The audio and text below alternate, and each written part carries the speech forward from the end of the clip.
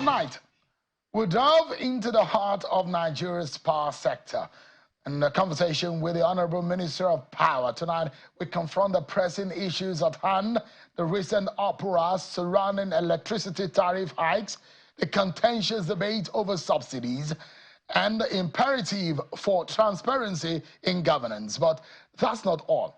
We'll also scrutinize the resilience of Nigeria's national grid amidst recent collapses, exploring the strategies and investment needed to ensure a stable energy future for a nation that is being touted, and indeed the giant of Africa that is behaving like a dwarf with the kind of development that we have seen over the years. How much of some of these challenges can we overcome in a country that is full of potentials? Tonight, I'm being joined by the Minister of Power, Mr. Adebayo Adelabu, who joins us live from Ibadan, the capital of Oyo State. Thank you so much indeed, Honorable Minister, for joining us tonight. Thank you so much, Shehu. Appreciate it. Let me begin with what has become a major reaction from Nigerians, perhaps something that you said about the closing when you had the engagement at the ministerial briefing. There has been a lot of reactions to your statement when you were asking Nigerians to start switching off their freezers. That perhaps had come to Nigerians who feel offended by that statement, telling them to switch off their freezers and their appliances. Do you regret such a statement, Minister, which perhaps comes to many as a statement that came in a bad taste? Thank you so much, Shehu. Let me start by saying that it was never intended to insult the sensibilities of Nigeria in any way. Sincerely, if you watched the tape, that video very well, I never said that people should switch off their freezer. It was actually an innocent advice with regard to energy consumption management, which we believe will go a long way in reducing people's energy bills. And that advice was actually directed at those that we believe, because of the recent increase in tariff, you start enjoying 20, 22, 24 hours of power supply. What I said was that the fact that the tariff for Band A, which is for 15% of the total electricity consumers, will increase by over 200% does not necessarily translate into 200% increase in their electricity bills if power is properly managed in terms of consumption. The example of the freezer, well, it might not have gone down well with the majority of Nigerians. I would say, oh, sorry about that. It was never in my intention to insult anybody. It was just out of my passion and my eagerness to ensure that we make a change in this sector, which has suffered a lot of setback for some years, that we said we need to cultivate the culture of energy consumption management. In fact, the example I gave in there was the air conditioners that a lot of people leave it on while they are still not in the room, that we should just manage. Sincerely, it was passed across jokingly. It was quite a comical illustration. I never intended to insult anybody. So to Nigerians who felt offended by this statement, I said sorry. I said sorry, forgive us. This is our country. This administration is determined to make a change in the power sector, which we believe is critical to the optimal performance of other critical sectors. Thank you very much. Yeah, thank you for apologizing because a lot of people felt offended by it, and immediately they took you up on it. That why would you be the one to advise them on what to do, especially because of the anger in the land over the electricity tariff hike. And there are those who will say, let's address the elephant in the room, which is the recent hikes in the electricity tariff, which has sparked a nationwide agitation. There are those who believe that this same government increase or remove subsidy on petrol, which caused we're at a lot of ripple effect on our economy. Perhaps that this government is insensitive to the sufferings of Nigerians. Why would the same government, within the same 1 year ban, has come again with what has become another burden, which analysts have said will impact on the economy negatively? Did your ministry think about this deeply and what implication it will be for our economy, an economy that is suffering in the face of a biting inflation increase in inflation? Thank you very much. I agree with you that Nigerians are hungry and they have become so touchy. I don't blame Nigerians for that because their complaints are quite legitimate. They have suffered energy poverty for so long, so they are actually eager to see a transformation in this sector. So anything that we say that they consider offensive, I think we're sorry about that. We're just trying to make sure that we make an impact in the industry. And let me say that, since I resumed and that we have diagnosed the problem in the power sector, one of the key issues that we found out was the lack of liquidity in the sector and the lack of appropriate pricing for power, which government has been subsidizing for a while. And we look at the subsidy requirements for the year 2024, if we must continue the same subsidy regime, and we found out that it was going to cost the government over 3 trillion naira to sustain the subsidy for the current year. And we said, let's try to be reasonable. Government cannot afford to pay 3 trillion naira in subsidy for power sector alone, when federal government's total annual revenue budget is a 28 trillion naira. 3 trillion is more than 10% of the total budget meant for the entire countries. And there are so many other competing sectors which we believe also need resources.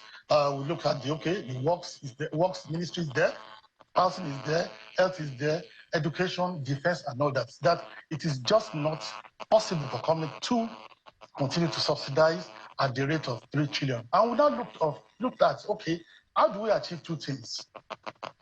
To reduce the subsidy.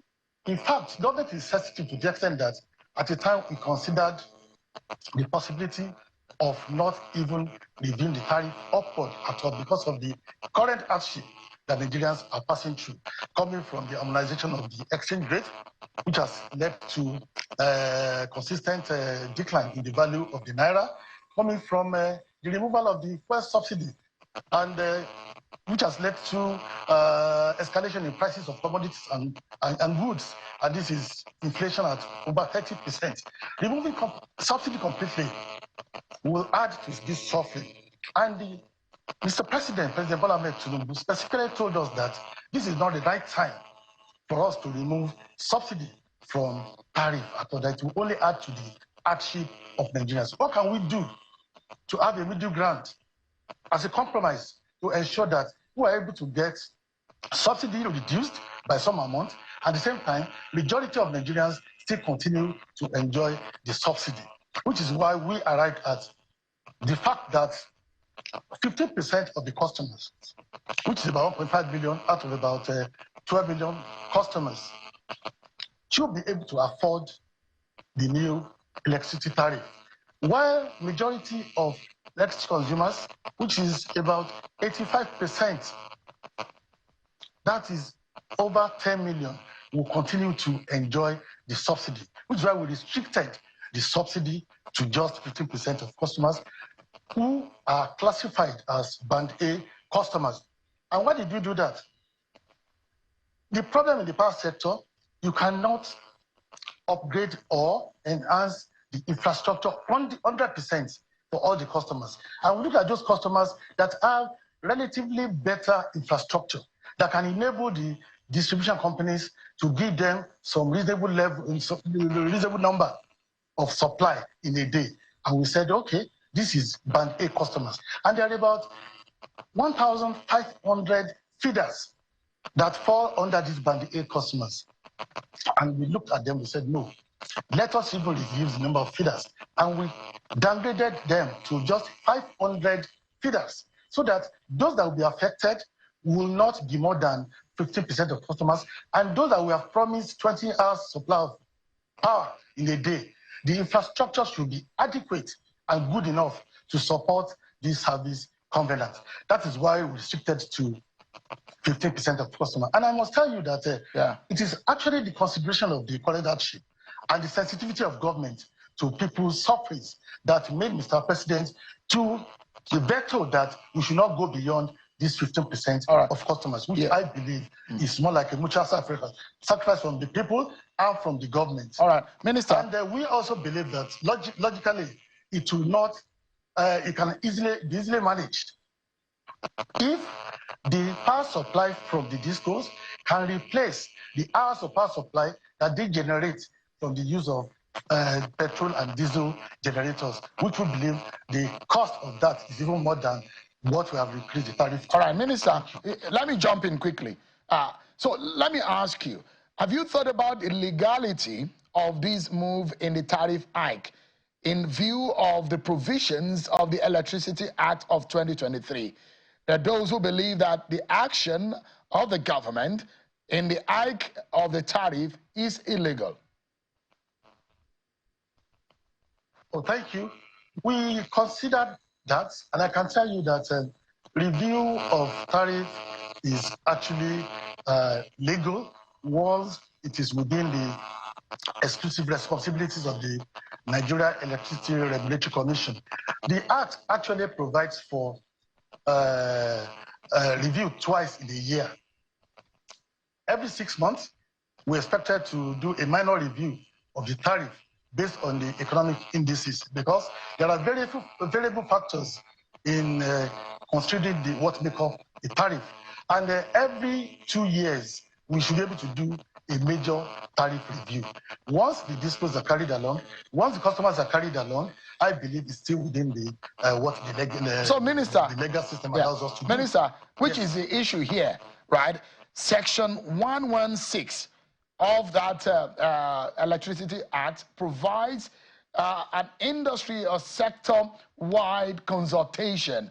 I like the producers to put on that section. I don't know how much of the compliance of your ministry and NEC in substantially in considering Section 116 of the Electricity Act of 2023 in consultation and adhering to the provision of this section. Was it adhered to where the stakeholders, where the timeline provided by this section?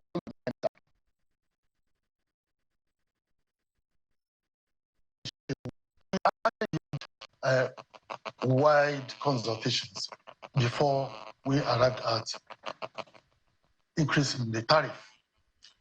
When you talk about power sector stakeholders, there's so many stakeholders.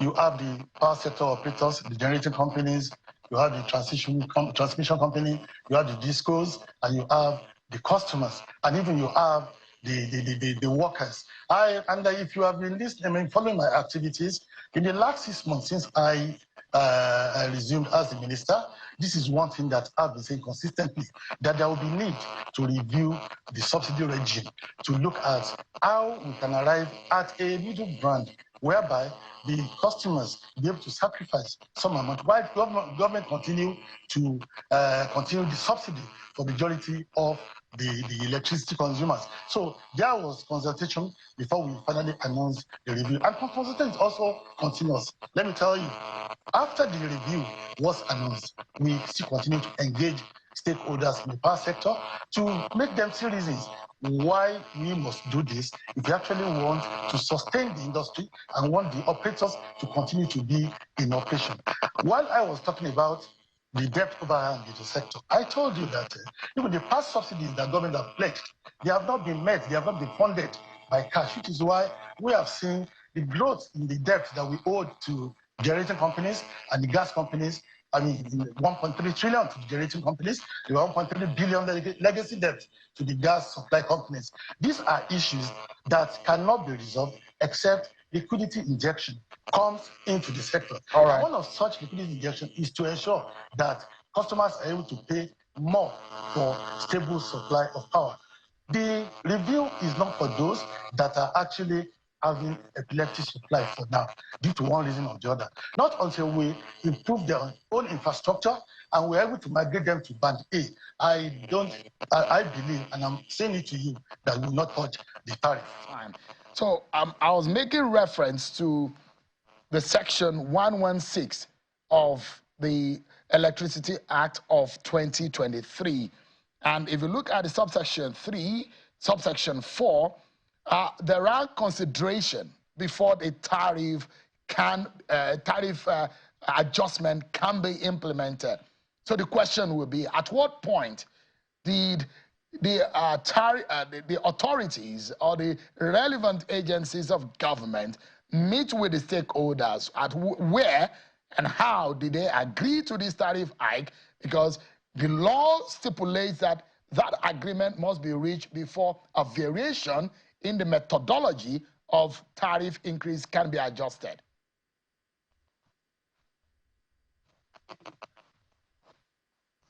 Thank you, Sheon. Let me start by saying that there is no way we're going to announce tariff hike without having discussed with some of these stakeholders that you mentioned. Since September 2023, I've been moving around, I've been consulting with the major stakeholders in the sector, like I mentioned, the generating companies, the transmission company, the discos, some customers, and a lot of the power sector operators. Of course, we did not label the consultation to be consultation on tariff review.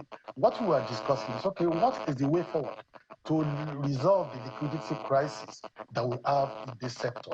And of course, everybody agreed that there's no appropriate pricing of electricity. And what they said is there can only be appropriate pricing when there is stability in supply. There's no way we're going to increase tariff for darkness. It must be for stable electricity.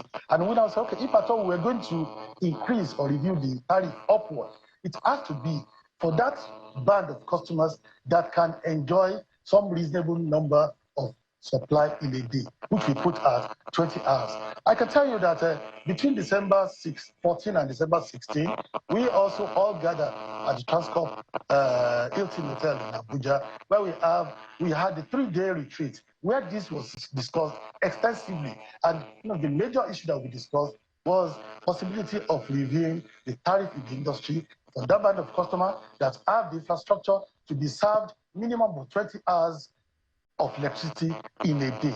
That will actually justify an increase, so that subsidy will still be retained and sustained for 85% of customers. That's more like what we discussed, and that was more like a subtle agreement. Of course, we will not come up with, okay, this is the percentage increase it goes to. It must be in terms of cost recovery for production of generation of electricity or transmission of electricity and for its distribution. So what we looked at was not a price that is actually out of this world or that's coming from the blues. We look at what does it cost to produce this electricity, to transmit and to distribute. That's Minister, the kind of consultation that we did. And I also told you that it is not stopping. We still continue with the consultation. Yeah, Minister, there are those who argue legally that there is no compliance, legal compliance with the law in the decision of the federal government to hike the electricity tariff.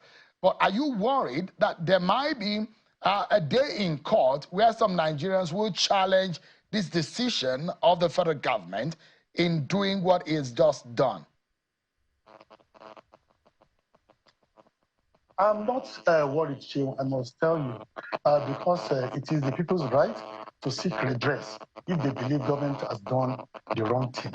And it's now the government's responsibility to provide evidence of the fact that they have done what is right and it will be settled amicably. I told you that the Act provides for minor review of tariff every 6 months and a major review of tariff every 2 years. The last review that we had was early 2022, which is almost 2 years ago. So increasing the tariff at this time for a particular band of customers, I don't think is illegal. But Minister, how do you also explain that you are taking, there are those who will argue anyways, that even the Band A customers are not getting the 20 to 20 hours of electricity that you are talking about. It's been erratic. It's not been stable. And then those who will say, yes, you are giving power to those who can pay premium, and you are taking it away from the poor Nigerians. Is that fair? Oh, let me also clarify the fact that at the last press briefing that we had, and all the sensitization that NAC, that's the National Regulatory Commission, have been making, we made it clear that for those that will not enjoy up to 20 hours, it has to be highlighted.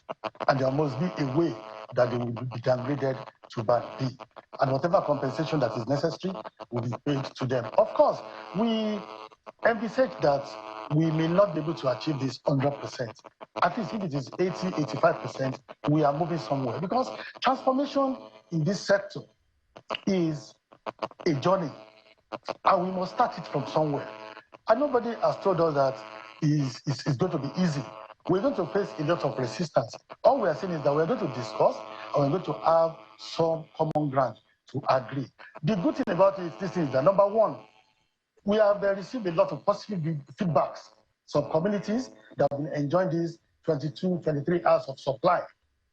While we still have some pockets of complaints around there, we're going to look at both cases. But those that we need to compensate or make a refund, we're going to do that. But we must start from somewhere for us to get to where we are going. It's a journey, and everybody must be ready to make a sacrifice. Otherwise, this sector will continue to stagnate, and it is not good for this government, because we have promised that we are going to transform this sector. President Bola Ahmed Tinubu has identified the power sector as a critical sector that he wants to use to drive other critical sectors under his renewed hope agenda. And he's giving us that political backing, he's giving us financial backing to ensure that we actually succeed in this journey. We must start from somewhere. We cannot continue to stagnate. I'm telling you that what we are going to have tomorrow is going to be better than what we have today. The resistance will come, and we'll address it in a civil manner that will not offend each other. But I can tell you that a number of communities have been enjoying over 20 hours supply of flights.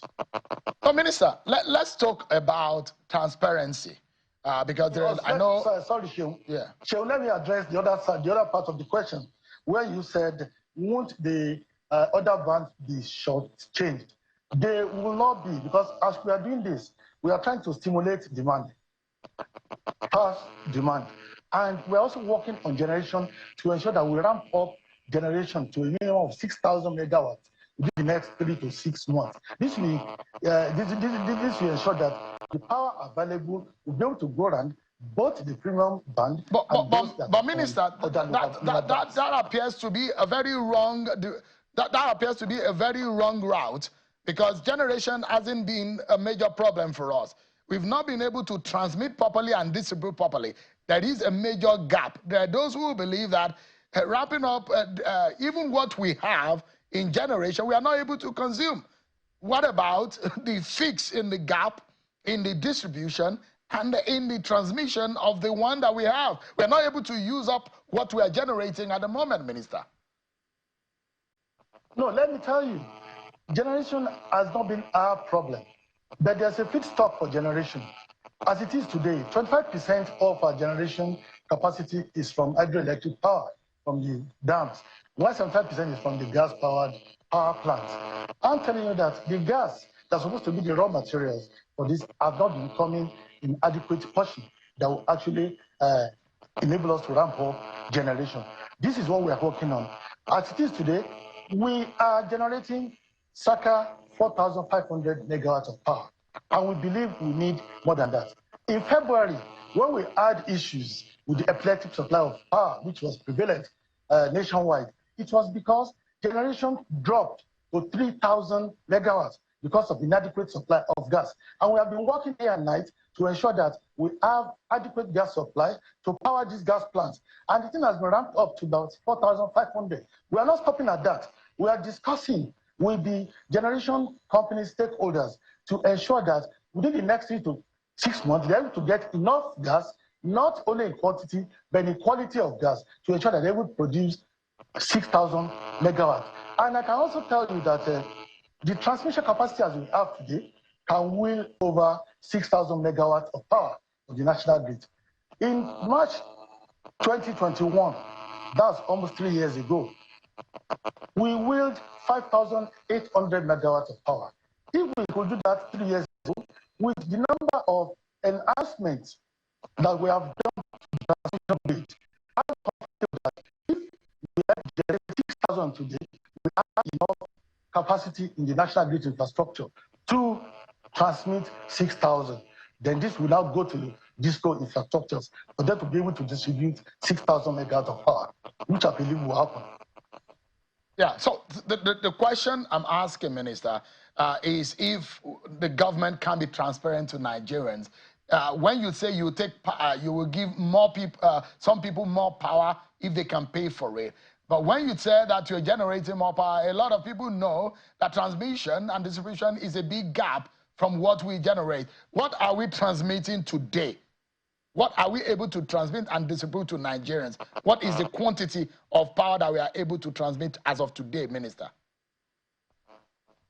Thank you. We are generating around 4,500, 4,600 megawatts of power today, and we're transmitting the entire 4,500 megawatts. But of course, because of the situation of those infrastructures in terms of the dilapidated power lines, weak power towers, and the transformers, there will be what we call the ATC and C losses. That's the technical losses and the commercial losses. Of course, when privatization started, these losses was actually in the upward of 50 to 60%. As it is today, it's been reduced to 35 to 40%, even though it varies from disco territory to another disco territory. So as I can tell you, whatever we are producing today, the transmission infrastructure is transmitted to the distribution companies. Yeah, then Minister, when we get to distribution infrastructure, Minister, that is where we have some issues. Yes. Yeah, there is a major problem in the options that we have, the gas and the hydropower. We know the challenges and the problems. What happens to the alternative energy mixes that are available? And first, before I get to the alternative energy mixes, first and foremost, is the fact that we know that a single grid system has not served Nigeria well over the past years. What is this government doing to decentralize electricity transmission? Thank you very much. I thought you were going to ask me the steps that we have been taking and the things that we've been doing to resolve the issues, because we should not be spending too much time on what the issues are in the power sector. We are at the stage where we must face execution and implementation of what this government has in stock. In terms of, because what we see today or what we experience in Nigeria today is actually a reflection of what has accumulated over time. There are lots and lots of issues in the power sector. And one of the issues, what you just mentioned, which is the poor investment in alternative power sources, especially when we have good source of solar energy and we have good source of wind energy. We also have some small dams which are actually renewable energy too. We have not invested so much in that in the past. And this is one of the things that the present day administration is working on to ensure that we have alternative sources of energy, especially solar source. We have an investment proposal by, I will not mention it, by a particular foreign investor to actually install 1 gigawatt of solar energy across the 50 states in the northern states. 1 gigawatt means 1,000 megawatts. There's another interesting interested investor, which we have been discussing with, and our discussion has reached advanced stage, that are ready to establish a 2 gigawatt solar energy, 100 gigawatts each in 20 states. These are things that we are working on, and we believe they will translate into another source of power. Beyond that, we have 26 small dams that can be used for hydroelectric power generation across the length and breadth of Nigeria. These are what we believe we need to activate, and the subnational government must start showing interest in playing in the energy sector, because the main solution to us today is for us to have a decentralized power system where we have distributed power source, whereby every state will have at the minimum 50 megawatts of power generated within the state.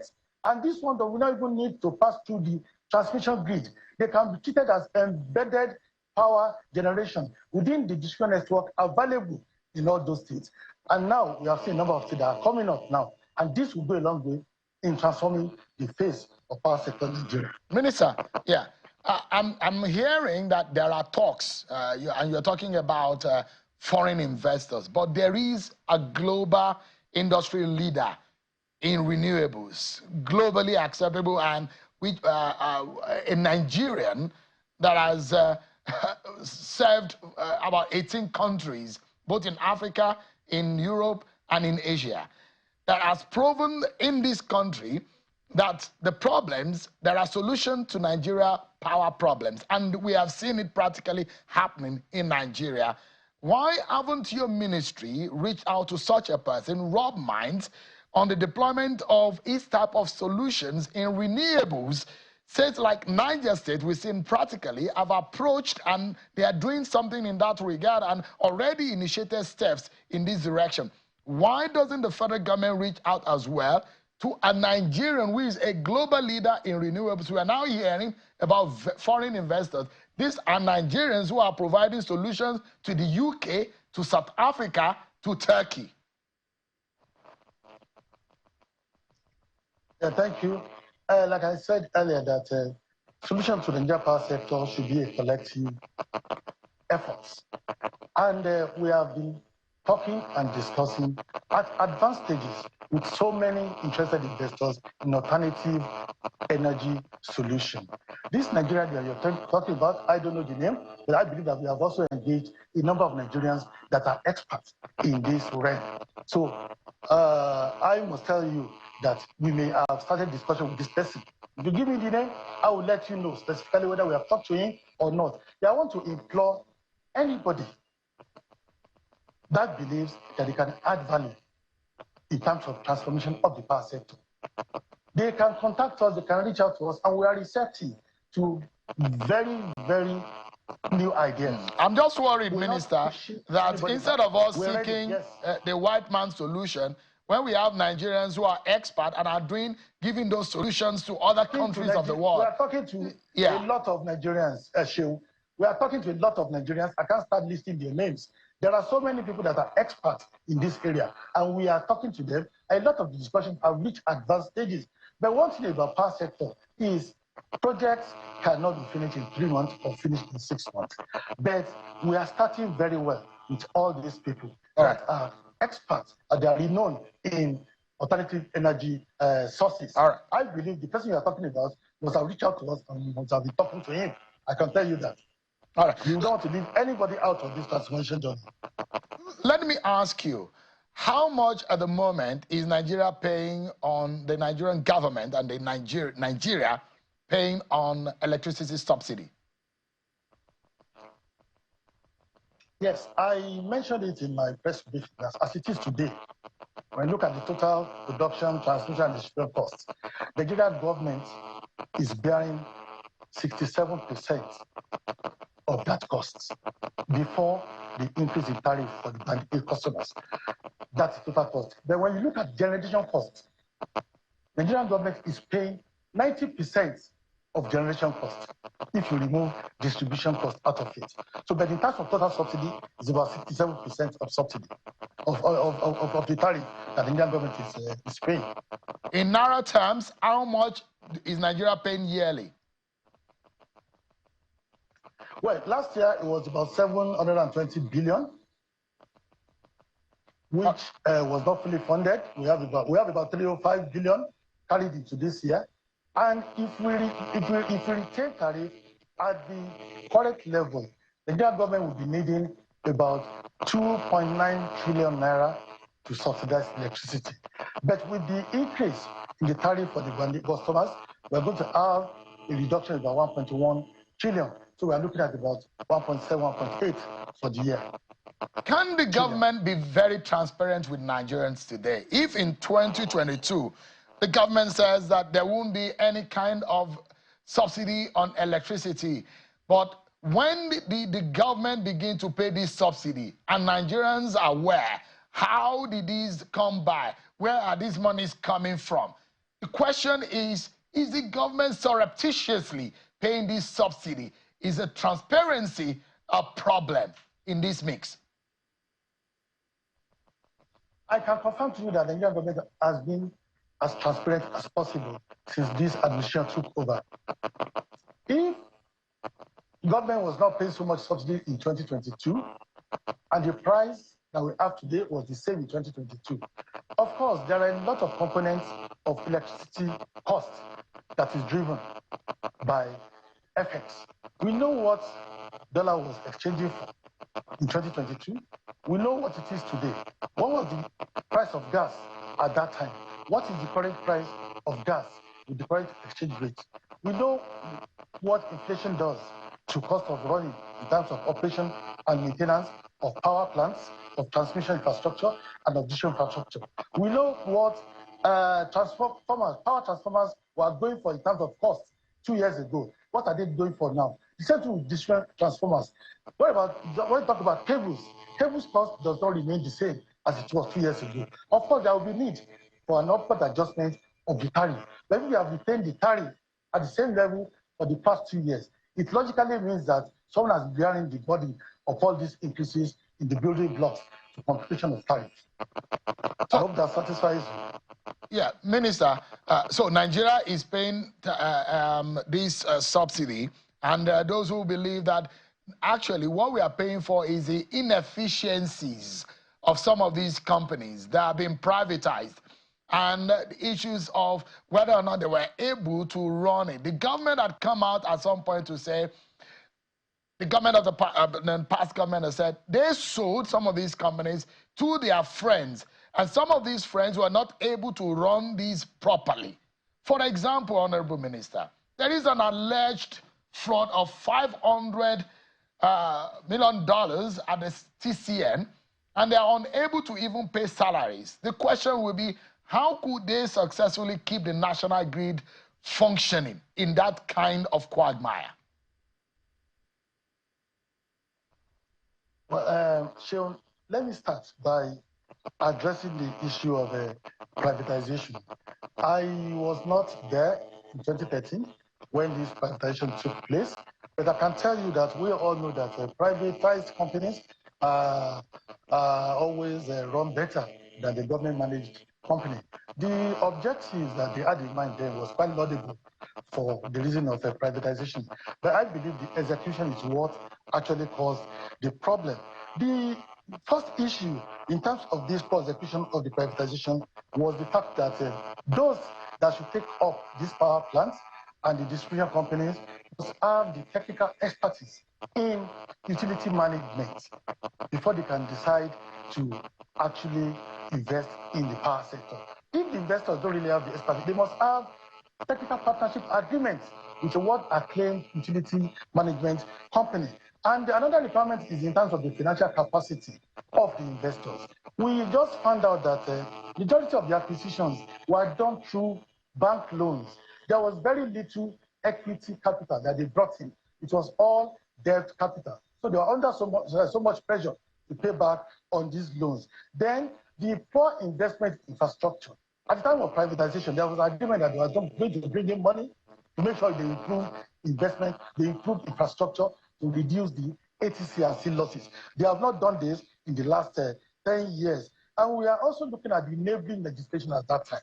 The legislation, which is the Power Sector Reform Act then, did not really permit the Nigeria Electricity Regulatory Commission to discipline or met out sanctions that are punitive on the airing or an indicted dispute. But Legislative Act of 2023 has corrected this. We also believe that there was poor incentives for the discourse in terms of commercial pricing or funding of government subsidy. So instead of reversal of privatization, we just believe that we need to make the best of a bad situation. And all this is what this government is trying to correct and resolve going forward. But they are not things that will happen overnight. They are not issues that will resolve in 3 or 6 months. It requires a bit of time. And I also how, sorry, Minister, how can this government allow those inefficiencies to continue? Those who do not have capacity to run this, and that's one of the major problems of why Nigeria is in darkness. Those who do not have the capacity, they don't have the monetary capacity to run this company. They have hoodwinked the government and the Nigerian people, and they have been allowed to run this and make Nigerians suffer. Will this government not bring them to book and be transparent to the Nigerian people whose their monies and their suffering and their sweat is being used to pay for this inefficiency of darkness that have been provided for them? I share your view, Sheung. I share your view completely, 100%. But they will not all be sacked overnight. There must be a procedure to this. This government has the plan to correct all these deficiencies. It is not acceptable for companies without the technical expertise in power sector operation to continue to hold ownership in that sector. And government is actually looking at this and they're finding ways to correct these inefficiencies. These are what we have in plans to do. But I can tell you, Shane, we just spent 7-8 months in this sector. We have fully diagnosed the issues. We know the issues in the sector, properly documented, and even the solutions. We have documented the solutions after wide consultations of all the power sector stakeholders, including all the experts that we know. But now we are at the stage of execution. Sheung, Nigerians have to be patient with us. They need to exercise some patience and allow us to carry out all these our laudable plans. All right. Because we need stability in the sector. Minister, I can tell you we're very serious at turning around this sector. Minister, and all these things that you said will be looked into. I also agree with you in terms of the inefficiencies, in terms of the cost of these operators. We will look at it. And by the time we look at it and all those inefficiencies are eliminated, of course, it will have positive impact on the tariff. And tariff will come down.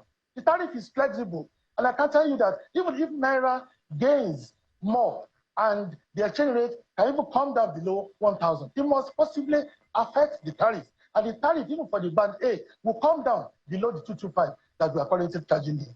There are variable factors that go into the computation of the tariffs, and we are not closing our eyes to this. We are transparent, we are publishing it, and we are talking to Nigerians, we are talking to the consumers, and all the power sector stakeholders. This administration is very serious, and we are committed to transforming the sector. The problem we are having is an accumulated problem of over 50 years. It will not disappear in 1 year, but we'll be making consistent and gradual progress. Minister, if I may jump in quickly, just a moment. Yeah. Just a moment, if I may jump in, just in about 60 seconds. You said that there's a lot that you are doing, but Nigerians want to know, because there are those who will be asking, what has Adelabu done since assuming office as a minister of power? What are the indices? What are the facts to your performance? What have you done? What are the timelines? In 60 seconds, can you tell us how much of power can we increase? You say about 5,000 megawatts is what we are doing right now. Incrementally, what are your expectations? What are the timelines? Within the next 6 months or so, or 1 year, what are you going to give to Nigerians? What should Nigerians be expecting? Can you give us that in 60 seconds? What are the expectations that Nigerians should be looking forward to? Thank you very much, Sheung.